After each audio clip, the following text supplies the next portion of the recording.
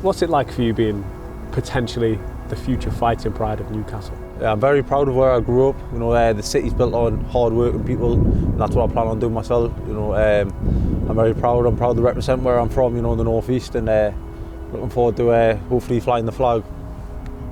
Is this a stomping ground for you? Is this where you come for runs? And you live around the corner, right? So yeah, leaving school, would finish school. You know, quickly get my dinner down, and I do my run along to the old amateur club along there, the Berkeley boxing, and run back home. So yeah, it's iconic, the Angel of the North. And you live near here now? 2 minutes away. 2 minutes away? 2 minutes down the road, yeah. You trained at Berkeley? Yeah. For how long? What was that like? Berkeley's famous, you know, for producing some of the best North East fighters, you know, like myself, Pat McCormack, Luke McCormack, Callum French, Cyrus Patterson, who's also featuring on the card on Friday. And yeah, the club's history speaks for itself, and constantly producing top fighters. What was that like training in there as a kid? Berkeley, very intense, you know, but the results speak for itself. You know, the champions and the fighters that it's produced over the time. You know, it's all down to the blood, sweat, and tears that was put into that amateur club. How did you get in there? How did that happen? So my dad, he boxed as an amateur with my amateur coach Graham Rutherford. He had about 49 fights growing up. You know, watching the fights on a Saturday night with him, staying up, and just yeah, it took me along the amateur club, and the rest is history. 15 years later, I'm here now fighting in my hometown for the first time. Where is Lowfell? Like, what is Lowfell? Is that where you're from? Lowfell is literally pretty much here. So you've got like Berkeley's on the roundabout there, like the first turn off there, and then Lowfell's pretty much all the way along here. Cuts down to like my house is just down the road down there. So. Do you want to show us around? Yeah, I'll show you. Yeah, takes 2 minutes. Let's go. What's your driving tunes? Do you know what it is? I'm a bit all sorts. I like stuff like this, like 80s, 90s, house music. If I'm training, it'll have to be like 50 Cent. 50 Cent rap. It just depends on the mood. What would the music be on in the Berkeley gym? Berkeley gym, that old school like Rocky music, you know, like the old school. It'll be like the first gym was like an old school rundown fire station, you know, one of them old school like Rocky type gyms where would have like no easy way out, you know, either tiger. I can see why you have so clearly fallen in love with boxing. It defines you, because every story comes back to Rocky music, yeah. Or being in the gym, or like, well, I would run home from school, eat my tea, and then get out and train and whatever. That's it. Don't know anything else. Just what a boxer. It was just boxing. That was it. So what's this area? This year is Bencham. So coming in the Bencham, then we're going to come in the teams. Teams is where, if you're from Gateshead, you're from the North East, you'll know for playing football as a kid. You know, you've got the AstroTurf, and you've got we've got something called the Russell Foster on the Saturday. As a kid, you would play in the Gateshead League, which is like North East teams would all come here.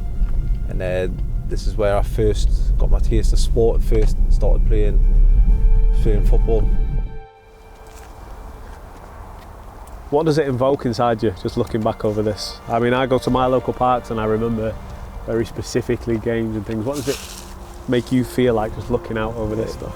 You know, growing up in football, you make playing football, you make friends for life. There's still people now who, you know, might not have seen them for 5-10 years time, but you bump into them and you say, oh, remember when we used to play here as a kid, or, you know, the memories what you have looking back growing up. But I think growing up in Gateshead and the North East, football is a big part of growing up, making friends, and you know, you make friends for life. Andy Carroll played on these pitches. I couldn't say if he did, but I would have thought so with him being a Gateshead lad. Which names of your friends, family, other circles do you think will come to every one of your fights, whether it's in the local leisure centre or Wembley Stadium or anywhere in between? I've got a lot of people who I grew up with, you know, who already die-hard supporters, whether it's in Telford or it's along the road. The walk I do in Newcastle, they've travelled from us all on a Friday night. Obviously, it means the world, people like that. Yeah. Who go to work Monday to Friday and paying the hard-earned money to come and watch us. And how do you know these people? Do you know them through boxing? Just locally, know them from growing up, either from school or, like I say, playing football as a kid. family, friends. And are these people now, do you consider them fans or friends, or It's more.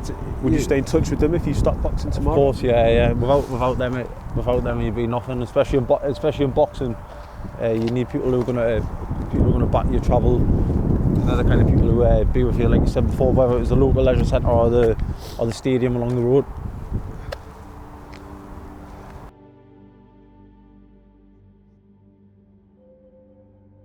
Is St James's the dream? Of course it is. One day, we're building for now. Water Dome on Friday night, possibly the arena next time in Newcastle, and then obviously one day St James's Park.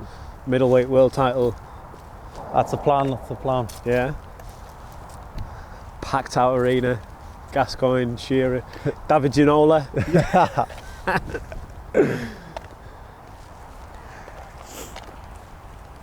To the family home. How do I say this? Chowdene. We're going there. And who's there? This is Big Dave. You've seen Big John. We're going to see Big Dave now. We're going to speak to Callie and Nisa about setting up a Misfits. We'll get Misfits on. Do you like we I Bosch? Why I Bosch? I don't know if they've trademarked that term. We might have to reach out to them. Yeah, we I Bosch. When we're talking about before, people who would travel and come watch a box, when I was say 11-year-old, 12-year-old fighting the schoolboys, he would be travelling all the way down to London. He never miss a fight, whether it be London, whether it be abroad, whatever. He would always travel for my boxing, so he's always been there from the start. My dad, and a big reason why I'm here and I'm fighting on Friday night. Is he as into boxing as you are? Yeah, massive boxing fan. Obviously, he's the one who got me into it. Like I said, growing up watching the fights on a Saturday night with him, or he was the first one who took us along the boxing club.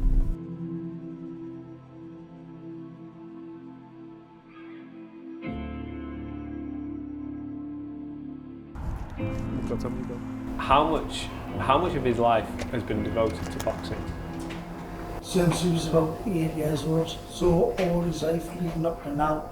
Yeah. What's it like for you when you see him walking out as a professional?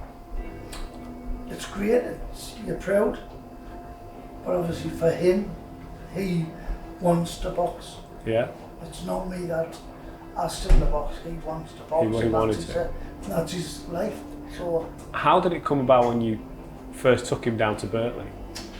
It was in the school holidays, me and his mum was working, and what we did is I took him to which I think are fabulous, like a summer camp, where what he did is they didn't just do boxing, they never even got in the ring then. Yeah. They just done the aspects of boxing. It was sort of like a summer camp where like kids would go, obviously, instead of maybe causing trouble on the streets or up the no good, you'd be sent to the local boxing gym at Berkeley, and that's what you and Mum put us in, like a summer camp, and they would spend the day with you, like do something in the community, and obviously in the evening and stuff you would box, and that's where I got my first taste for it. What would I have been, about 7-year-old?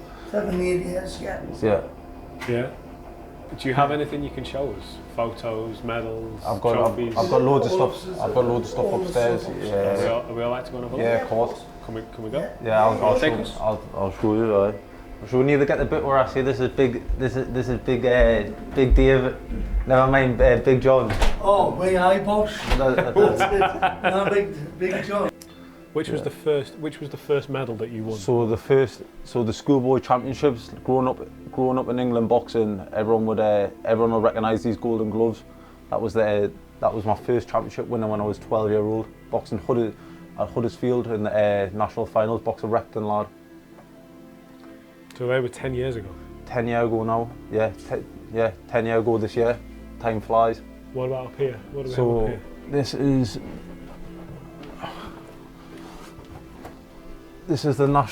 from the national. Yeah, I'll get it here. So this is like the national youth championships where I boxed John Hedges, who's now a professional himself, boxing Matthew, and boxed him in the final. Fought 3 times over 3 days to win that. You beat John Hedges? Yeah, beat John Hedges, yeah. And then I boxed, this was the National Senior ABA Championships 2022, where I boxed Jimmy Sains in the final in Manchester and won that. Probably my biggest achievement to date as a amateur boxer. All great UK fighters won this belt. Yeah, there's your first one. Oh, their first national title. There you go. Yeah.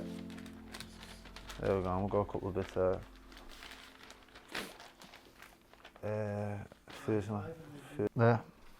Is that Dan? Yeah, it's me there. Yeah. I didn't even recognise you there. Yeah, without the beard. I didn't have a beard when I was 12, like. Yeah. What puts Newcastle on the map? Just Newcastle in general. Newcastle's one of those places. It's a great night out. They're great people. It's a city. When they get behind their own, they get behind their own. Yeah. Plus, obviously, when Kevin Keegan come, Yeah. that sort of set off the football. We were always good, but when Keegan come, the entertainers, we were brilliant. We were that close to winning the Premier League back then. It was Manchester United. But as I said, after that, what makes Newcastle? Was rated one of the best nights out to go on. You said nightlife and community. No, you need to get by. Even going all the way you're back from where I was born, used to work on the shipyards, used to finish and they used to go for a drink, go much football at St James's Park. Now obviously football is massive. I'm a big believer, and I think that's what I said there before, is I'm a firm believer in sports. I think if sports were got more money, and you need people to run these sports clubs as well, I think society would be a lot better. Yeah. Football and boxing. Football is the biggest sport up here as well. Oh, there's another one. Oh, yeah, there you gonna go. box hedges there. Alright. Can I read this? Yeah, go for it. Yeah. Dan head. Oh, look what they've done there. That's nice, isn't it? Dan heads toward. You can tell the headline writer's had a bit of a play with that. Dan heads toward glory with victory in Banbury. Burtley's relentlessly successful amateur boxing club is a bit like Goldsmith. It makes a point of hoarding all that is precious and shiny. A club which began life at the town's old fire station. Didn't know that. Yeah. Let me get to Dan. Their latest success story, Dan Howard, has just been crowned England's 75-kilogram youth champion over 3 days of back-to-back boxing. The national quarters, semis and finals were held in Banbury, with Howard knocking over opponents. You know what's coming here, don't you? Yeah. You know this. I've seen the grin coming up. With Howard knocking over opponents like Skittles. That's a bowling reference.